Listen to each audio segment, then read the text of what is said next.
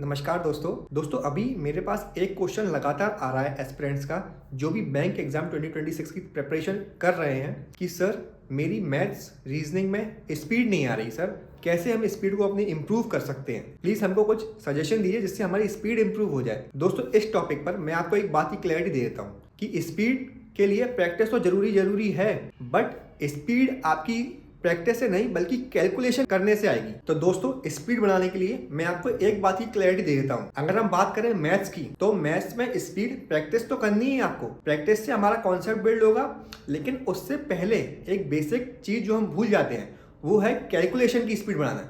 क्योंकि आप जितनी फास्ट कैलकुलेशन कर पाएंगे ना उतनी जल्दी आपकी स्पीड बढ़ेगी, उतनी जल्दी आप क्वेश्चन सॉल्व कर पाएंगे। क्योंकि हम कॉन्सेप्ट को तो चेंज नहीं कर सकते।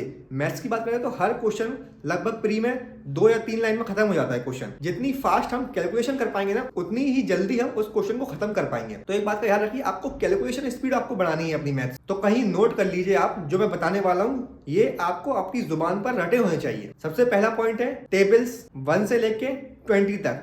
ये तो सब याद करते हैं, लेकिन 20 के बाद 5 ऐसे टेबल्स हैं जो कि बैंक एग्जाम में रेगुलर और बहुत इंपॉर्टेंट है, जो यूज होते हैं। 20 के बाद आप कौन सा याद करना है? 21 का, 23 का, 24, 25 एंड 27। ये 5 टेबल बहुत इंपॉर्टेंट है 20 के बाद। नेक्स्ट बात करते हैं हम स्क्वायर की।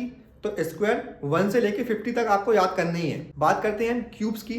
तो क्यूब्स 1 से लेके 20 तक ही याद करना है, इससे ज्यादा कुछ नहीं करना। तीसरा मेन इंपॉर्टेंट बात करते हैं हम परसेंटेज टू फ्रैक्शन। कुछ ऐसी बेसिक्स परसेंटेज टू फ्रैक्शंस हैं दोस्तों जो कि बैंक एग्जाम में ही रिपीटेड मोड पर पूछी जाती हैं। मैंने अपने एक्सपीरियंस से एक पीडीएफ बनाई है दोस्तों, जिसमें मैंने कुछ परसेंटेज टू फ्रैक्शंस नोट किए हैं। इससे बाहर एक भी परसेंटेज टू फ्रैक्शन नहीं आएगा, इस बात की गारंटी देता हूं। और ये सारे परसेंटेज टू फ्रैक्शंस ये आपको जुबान पर रटे होने चाहिए। इनको याद कर लीजिए, रट लीजिए। तो आप कमेंट कर दीजिए पीडीएफ, तो वो पीडीएफ आपके सीधे डीएम में पहुंच जाएगी और उसको रट लीजिए फ्रैक्शंस और परसेंटेज को। अगर इसके बाहर कोई भी परसेंटेज फ्रैक्शन आपको अगर मॉक टेस्ट में कहीं देखने मिल जाए या कोई क्लास में देखने मिल जाए तो घबराइएगा बिल्कुल नहीं, वो बिल्कुल भी नहीं आएगी। क्योंकि वो सिर्फ इसलिए बनाई जाती है ताकि आपका ब्रेन और स्ट्रांग हो। कुछ बेसिक्स पॉइंट्स है जो आपको याद होने चाहिए, रट लीजिए इनको बिल्कुल। क्योंकि जितनी जल्दी आप कैलकुलेशन कर पाएंगे ना उतनी ही जल्दी आप क्वेश्चन को सॉल्व कर पाएंगे। प्रैक्टिस करिए, जितना ज्यादा कर सके प्रैक्टिस उतना प्रैक्टिस करिए टाइमर के साथ भी। और इसका कोई शॉर्टकट नहीं है। और कोई डाउट हो तो मुझसे पूछ सकते। तब तक के लिए जय हिंद,